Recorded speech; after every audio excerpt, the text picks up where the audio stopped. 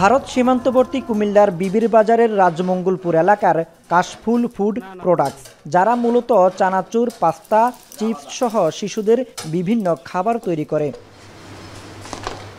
সোমবার দুপুরে কারখানাটিতে অভিযান চালায় বিএসটিআই ও জেলা প্রশাসন, যাতে মেলে মুখরোচক খাবার তৈরির মাইক্রোনিউট্রিয়েন্ট ফার্টিলাইজার ব্যবহারের প্রমাণ।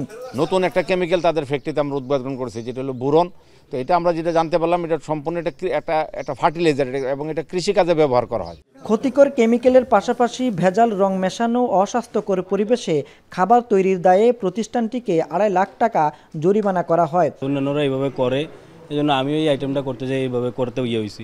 এই জন্য আমি এখন এগুলো আর ব্যবহার করবো না, আর কি স্যার, আমার ভুল হয়েছে।